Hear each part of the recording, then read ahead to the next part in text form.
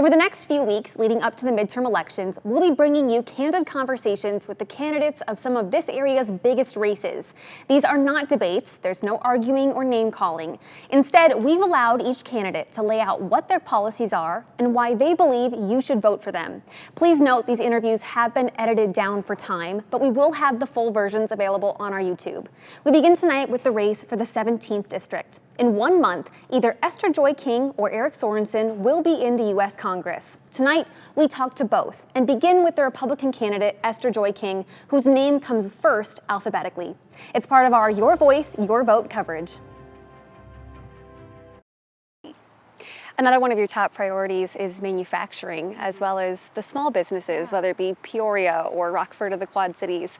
What's one specific policy that you believe could help small businesses here in the 17th district? You're so right that manufacturing is a critical lifeblood of our community. We have such strong companies that manufacture across Western Illinois that provide good paying jobs, union labor jobs here in our district, which is great.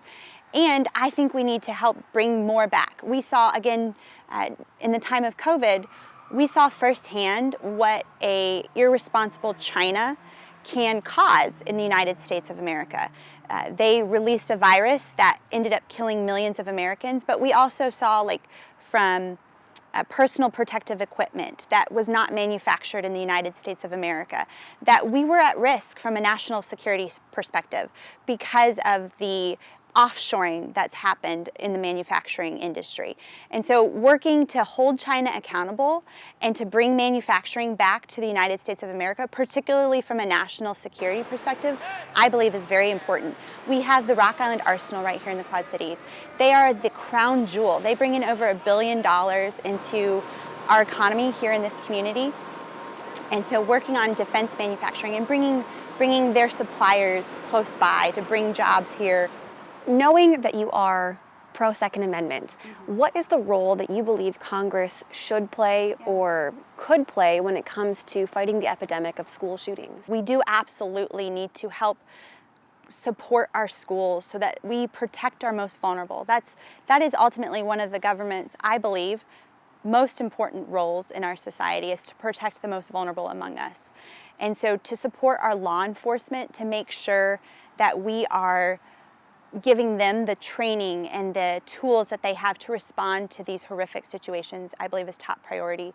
Helping different layers of law enforcement, federal, state, and local law enforcement coordinate up and down the chain to be able to effectively respond, I believe is top concern.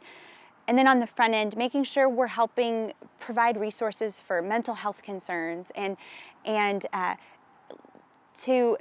to help prevent some of the incidents. You are very publicly pro-life, and I'm curious, if you get to Congress, what would you be willing to vote for? How far would you be willing to vote when it comes to things like a national abortion ban? Yeah, well, the Supreme Court decision returned this very important personal decision back to the states, and I believe closer to us, the people.